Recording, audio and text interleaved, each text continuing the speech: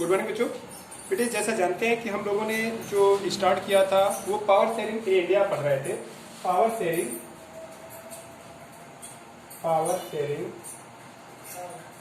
In India. मैंने आप लोगों को बताया था कि इंडिया में पावर शेयरिंग कैसे है। केवल इंडिया के बारे में बात नहीं करते, पावर शेयरिंग के बारे में मैंने बताया कि पावर शेयरिंग वेरी मच हमने केस स्टडी के थ्रू जाना, केस स्टडी के थ्रू हमने ये जानने की कोशिश किया या जाने हम लोग कि पावर शेयरिंग कितनी इंपॉर्टेंट है। By case study we have seen the case study of Belgium as well as Sri Lanka, और हमने ये भी देखा कि बेल्जियम ने पावर को कैसे अरेंजमेंट किया था, कैसे पावर को शेयर किया था अमंग द डिफरेंट कम्युनिटी, चाहे वो फ्रेंच स्पीकर हो चाहे वो डच स्पीकर हो। 1% जर्मन स्पीकर है, दैट इज नेग्लिजिबल, बट वहीं पर हमने श्रीलंका में देखा, श्रीलंका में पावर शेयरिंग नहीं हुई और पूरी की पूरी पावर्स एक कम्युनिटी की जाकर के शेयर हो गई। और रिजल्ट क्या हुआ कि एक डिप्रेस कम्युनिटी बन गई जिससे हम लोग तमिल कम्युनिटी कहते हैं। और तमिल कम्युनिटी का वो संघर्ष केवल श्रीलंका के लिए खतरनाक नहीं रहा, इवन मैंने बताया कि उसका इफेक्ट भारत तक असर आया था। मैंने बताया था कि राजीव गांधी का मर्डर कहीं ना कहीं पावर शेयरिंग ऑफ श्रीलंका से ही जुड़ा है। अगर मैंने उसको आपको विस्तार से पिछले वीडियो में बताया था कि मतलब जब राजीव गांधी इंडिया से जब मदद मांगा श्रीलंका गवर्नमेंट ने, और गवर्नमेंट मतलब वहाँ क्या था, सिंघालीज, क्योंकि सिंघालीज से डोमिनेटेड गवर्नमेंट थी। तो जब मदद मांगा भारत ने आर्मी दिया और उस आर्मी को उन्होंने यूज किया अगेंस्ट द तमिलों के खिलाफ। और तमिल्स की जड़ें इंडिया से हैं, तमिल इंडियंस हैं, और तमिलनाडु को बिल्कुल बुरा लगा जब, क्योंकि तमिलनाडु के बहुत ढेर सारे लोगों का संबंध आज भी उनसे है। एग्जाम्पल मैंने दिया था, बताया मुरलीधरन एक बहुत अच्छे बॉलर थे जिनकी शादी चेन्नई में हुई है और उनकी वाइफ चेन्नई से बिलोंग करती है, तमिलियंस है, क्योंकि वो खुद तमिलियंस है। तो उनके कल्चरल ब्लड रिलेशंस भी तमिलनाडु से बिलोंग करते हैं। और इस तरीके से राजीव गांधी के ऊपर एक ब्लेम लगा कि आपने अपने ही देश के नागरिकों को, क्योंकि वो तमिल से इंडिया से बहुत ज़्यादा क्लोजली अटैच्ड है, तो इस वजह से उन्होंने कहा कि आप अपने ही लोगों को मारने के लिए आर्मी भेजे हो। और इस वजह से प्रभाकरण या उनका ग्रुप लिट्टे जिसे कहा गया, वो नाराज हो गए बेटे, और उन्होंने राजीव गांधी के मर्डर का प्लान किया। और 1991 में इलेक्शन के दौर पर, इलेक्शन के time, at the time of the election 1991 में जब राजीव गांधी चुनाव प्रचार करने के लिए तमिलनाडु गए, तो तमिलनाडु में बच्चों उनका बम से उनका मर्डर कर दिया गया और बम से ब्लास्ट करके उन्हें मार दिया गया। तो बेसिक मेरे कहने का मतलब है, बाद में बहुत ढेर सारे लोगों को फांसी हुई, लेकिन मेरे कहने का मतलब उसका इम्पैक्ट, उस सिविल वॉर का इम्पैक्ट नॉट ओनली श्रीलंका ने फेस किया, भारत ने भी फेस किया बच्चों से, भारत तक उसका असर आया। तो मेरे कहने का मतलब है पावर शेयरिंग कितनी इंपॉर्टेंस है कि पावर शेयरिंग अगर नहीं होगी, किसी भी सोसाइटी का अगर एक कम्युनिटी सप्रेस हो रही है, अगर उसे उसके राइट्स छीने जा रहे हैं, आज नहीं, whenever it will get the strength and whenever it will get the chance, then it will exploit, sure वो एक्सप्लोइशन होगा और सोसाइटी में रिवॉर्ड जैसे पोजिशन होगी। That's why the reason society में किसी का कोई एक्सप्लॉयटेशन नहीं होना चाहिए। अगर सोसाइटी को एग्जिस्ट करना है, कंट्री को डेवलपमेंट के रास्ते पे जाना है, कंट्री को पीसफुल, कंट्री में पीस एस्टेब्लिश करना है, इफेक्टिव एडमिनिस्ट्रेटिव सिस्टम एस्टेब्लिश करना है, तो it is must necessary, it is quite necessary that power should be divided. और कंट्री के हर इंसान को it should be fair to everyone of the country that this is their country and they are enjoying the power. ठीक है, अगर country का कोई भी एक कम्युनिटी, कितनी भी छोटी कम्युनिटी है, अगर उसको ये लगता है कि नहीं देश हमारा नहीं है, तो it will sure that community can never be loyal for the country, वो देश के लिए कभी नहीं हो सकती। और यही रीजन था कि हम लोगों की सोसाइटी में मेजर टाइम पे मेजर कम्युनिटी जो थी वो स्लेव की लाइफ जीती थी, दासों की लाइफ जीती थी, और इसका रिजल्ट ये था कि थोड़े से मुट्ठी भर लोग आते थे और हम लोगों को जीत के चले जाते थे, क्योंकि कोई लॉयल नहीं था, नो वन वाज लॉयल, क्योंकि in the absence of the rights no one can be the loyal for the country. मेरे कहने का मतलब है कंट्री में यूनिटी, स्टेबिलिटी एंड एक तरीके integration of the country, unity, stability, peace, development के प्रोसेस को अगर स्टेबल करना है तो it is must necessary that everyone should feel it that this is their country, and this will be felt when everyone will have the rights, will be enjoying the rights।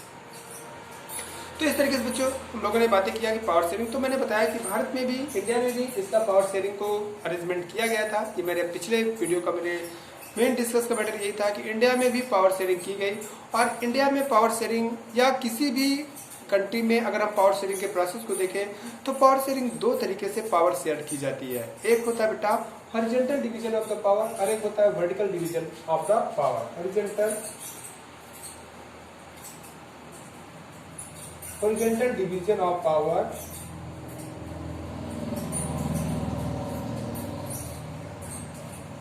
Horizontal division of power.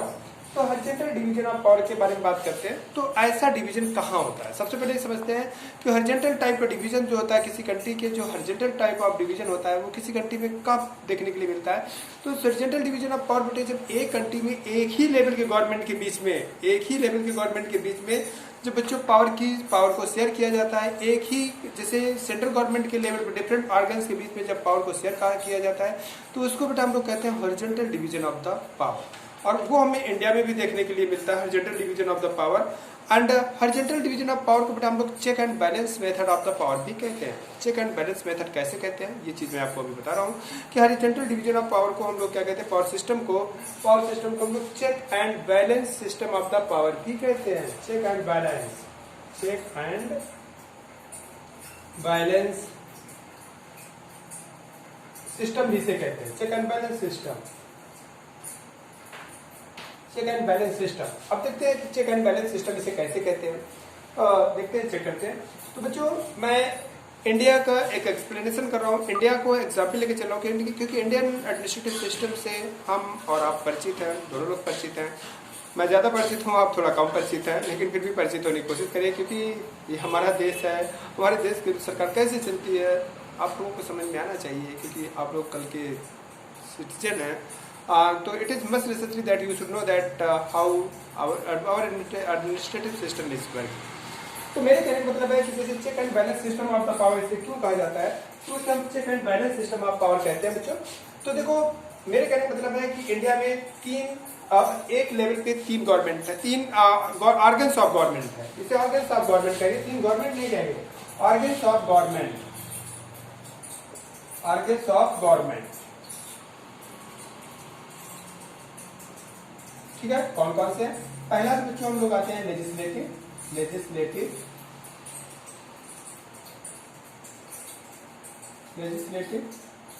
दूसरा क्या होता है executive. और तीसरा होता है बेटे judiciary. तो सबसे पहले हम आते हैं लेजिस्लेटिव, एग्जीक्यूटिव एंड ज्यूडिशरी। तो सबसे पहले हम आते हैं कि ये लेजिस्लेटिव कैसे चेक एंड बैलेंस करती है। तो देखो जो लेजिस्लेशन का काम होता है कानून को बनाना, ठीक है, ये मैंने आपको कल समझाने की कोशिश किया था। बट इज लेजिस्लेशन के जो इंडियन पार्ट देखे जाते हैं वो दो पार्ट देखे जाते हैं। एक क्या होता है, वैसे तीन पार्ट है। एक रहता है लोकसभा, एक क्या होता है राज्यसभा, और एक क्या होता है president. President is also part of legislation का पार्ट होता है क्योंकि आप लोगों ने पढ़ा है, आप लोगों ने कक्षा 6-7-8 में पढ़ाया गया है कि जब तक कोई कानून नहीं होता है, जब तक प्रेसिडेंट उस पर साइन नहीं कर देता है, तो that is president is also the part of legislation. ठीक है, president is also part of the legislation means part of the parliament का एक पार्ट है प्रेसिडेंट, क्योंकि parliament is the body which is responsible for making the law. और कानून बनाने में राष्ट्रपति का भी आता है, जब तक राष्ट्रपति साइन नहीं करेगा कानून नहीं बनेगा। तो लेजिस्लेशन का एक पार्ट प्रेसिडेंट भी है।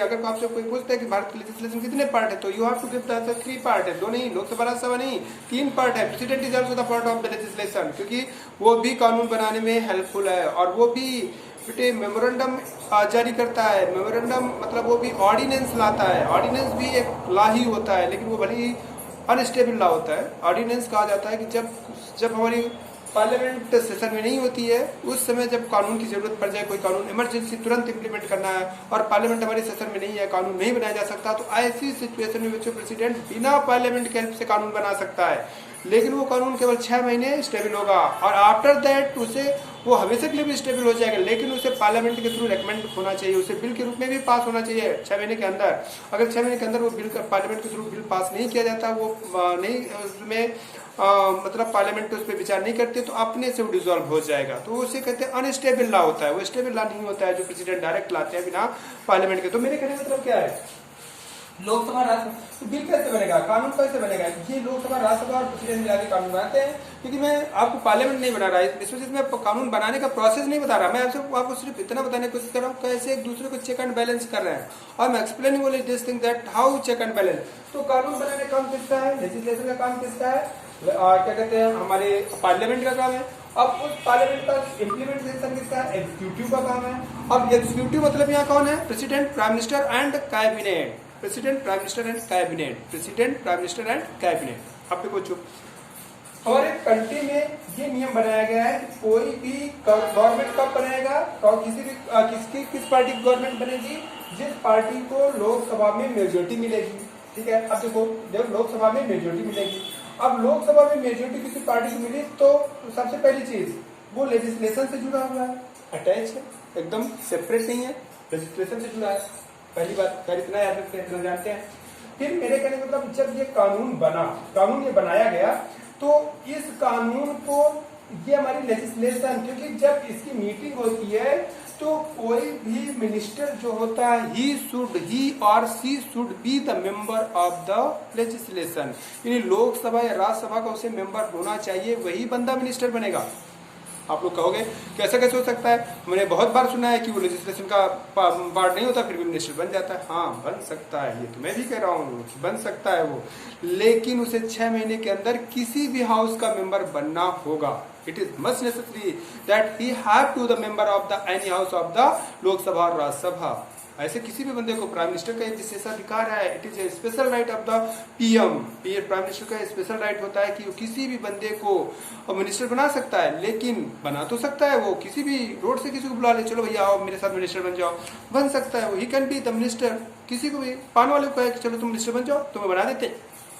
It is the very special right of the Prime Minister that he can be appointed to anyone as a minister of the central government. It is the right of the PM.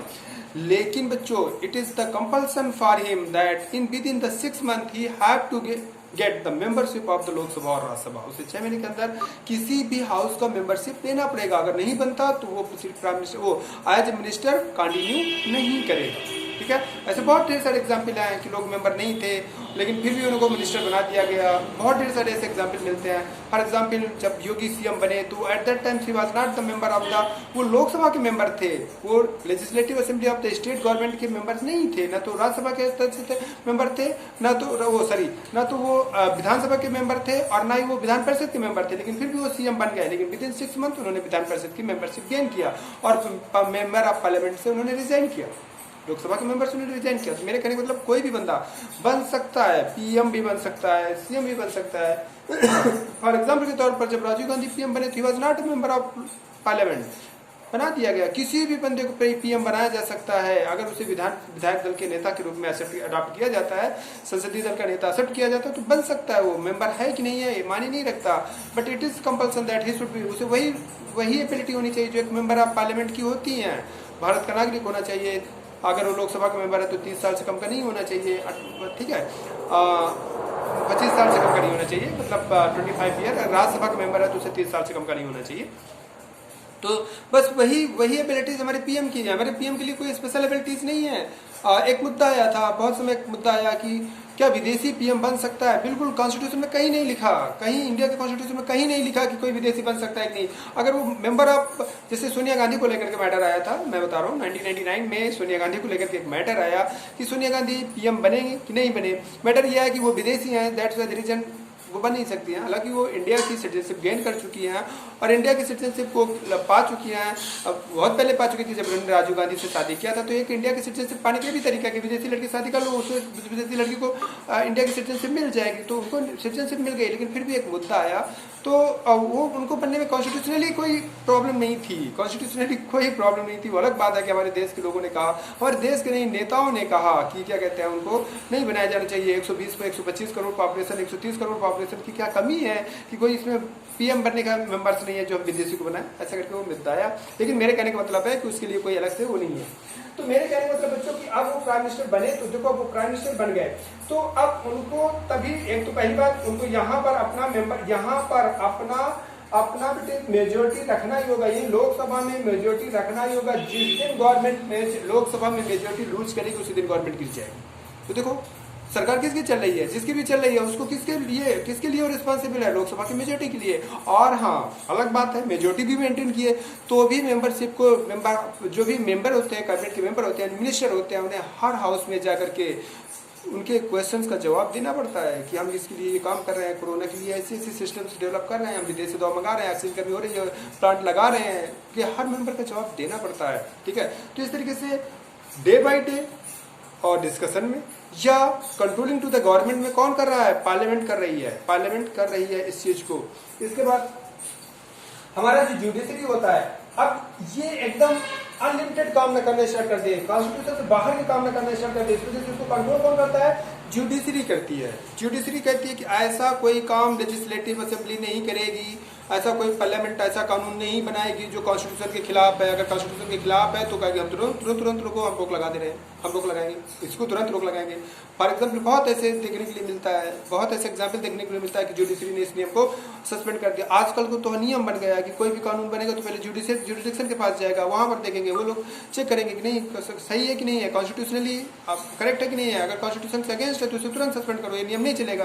तो देखो उसको, और देखो अगर कोई जज गलत करता है, ये भी क्वेश्चन की बात आती है, ऐसा कोई जरूरी नहीं कि जज लोग अच्छे ही होंगे, जज लोगों के भी करप्शन होंगे, वो भी इंसान ही है। तो अगर कोई जज गलत करता है तो उसे इम्पीचमेंट प्रोसेस चलेगा, कौन चलाएगा, लोकसभा राज्यसभा चलाएगी, और उसे हटा भी सकती है। तो देखो कानून गलत बन रहा है, कोई गलत कानून बनेगा तो कौन कंट्रोल करता है, जुडिशरी करती है। नहीं, आप कॉन्स्टिट्यूशन के खिलाफ काम कर रहे हैं, आप ये काम नहीं कर सकते हैं, you can not work, you can not make to this law because it is against constitution. ठीक है, वो अलग बात है कि वो कहते हैं क्योंकि पार्लियामेंट में अमेंडमेंट करने का अधिकार हमारे लेजिस्लेशन को ही दिया गया, तो कहते रुको कॉन्स्टिट्यूशन में सही कर दे रहे हैं, लीगल कर दे रहे हैं। जिससे इंदिरा गांधी के समय खूब टकराव हुआ, किसके बीच में टकराव हुआ, लेजिस्लेशन के बीच में और क्या नाम से इनके बीच में, जुडिशरी के बीच में। जुडिशरी नहीं, ये गलत बात है, तुम नहीं करोगे, उन्होंने कहा रुको, हम कॉन्स्टिट्यूशन में लिखे दे रहे हैं कि इट इज लीगल, अब तो आपका करो, अब तो लीगल है ना।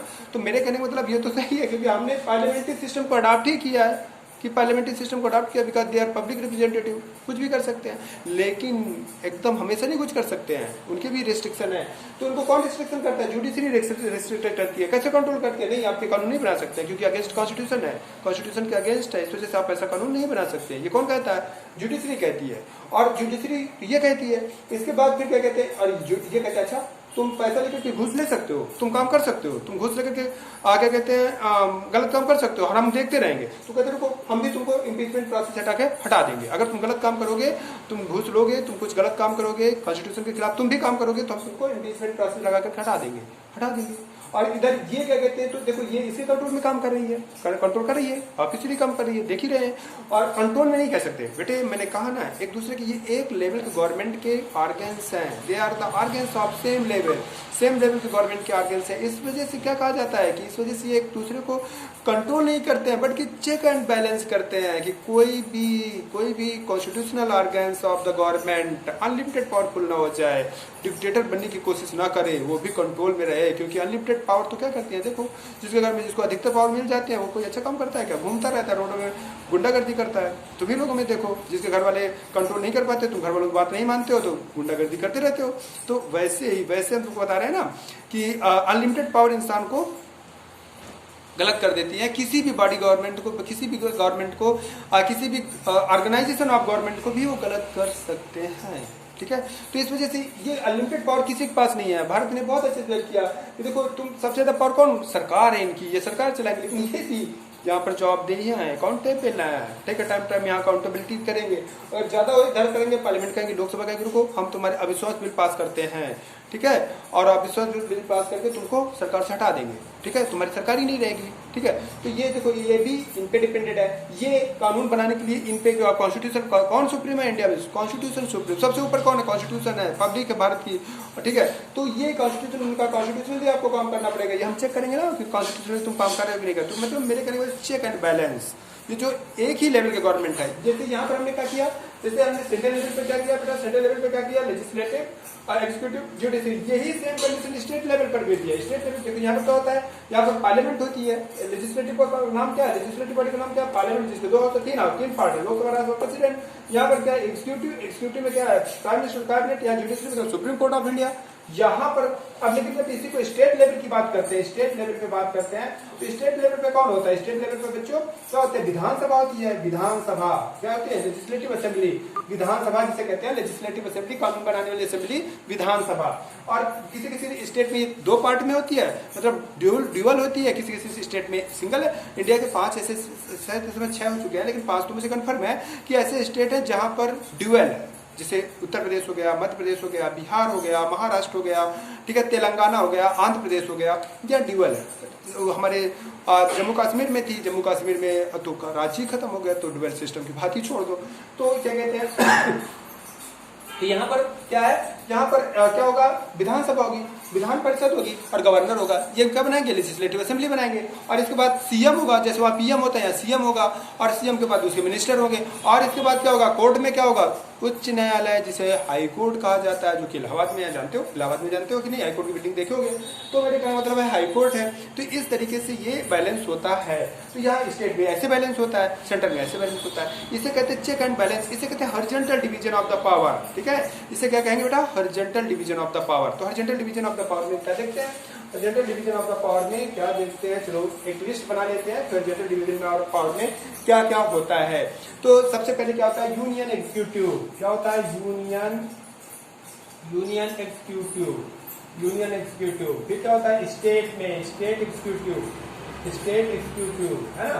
तो यूनियन एग्जीक्यूटिव के पैनल में और क्या चलता है? यूनियन एग्जीक्यूटिव के पैनल में चलता है यूनियन लेजिस्लेटिव असेंबली, यानी यूनियन पार्लियामेंट। इंडिया के केस में कहें तो इंडियन पार्लियामेंट होता है। और फिर क्या होता है? Supreme court of India. Supreme court of India India में होता है, बल्कि इसको हम लोग क्या कहते हैं? एग्जीक्यूटिव कहते हैं, यानी और इसको क्या कहते हैं बेटा? लेजिस्लेटिव कहते हैं। और इसको क्या कहते हैं? सुप्रीम कोर्ट यानी जुडिशरी कहते हैं। ठीक है, स्टेट में देखते हैं तो स्टेट में स्टेट एग्जीक्यूटिव यानी सीएम।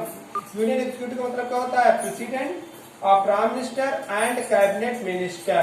ठीक है, यूनियन इसमें क्या होता है? यूनियन पार्लियामेंट में क्या होता है? लोकसभा, राज्यसभा, और क्या होता है? प्रेसिडेंट। और सुप्रीम कोर्ट में भाई चीफ जस्टिस ऑफ इंडिया और उनके साथ में 33 और जजेस। ठीक है, फिर इसके बाद क्या कहते हैं? स्टेट में स्टेट असेंबली में स्टेट एग्जीक्यूटिव। ये बेटा हॉरिजॉन्टल डिवीजन है, एक कोई किसी कंट्रोल में नहीं है, ये सब एक बराबर के हैं, एक बराबर के हैं। तो हम नहीं कह सकते कि सुप्रीम कोर्ट किसके कंट्रोल में काम करता है, स्टेट गवर्नमेंट के या पार्लियामेंट के। नहीं, कोई किसी कंट्रोल में काम नहीं करता, एक दूसरे के पावर को चेक एंड बैलेंस करते हैं। इसी तरह के स्टेट लेवल पर स्टेट लेजिस्लेटिव क्या होता है? State legislative. फिर क्या होता है? स्टेट लेजिस्लेटिव या स्टेट एग्जीक्यूटिव। पहले स्टेट एग्जीक्यूटिव, फिर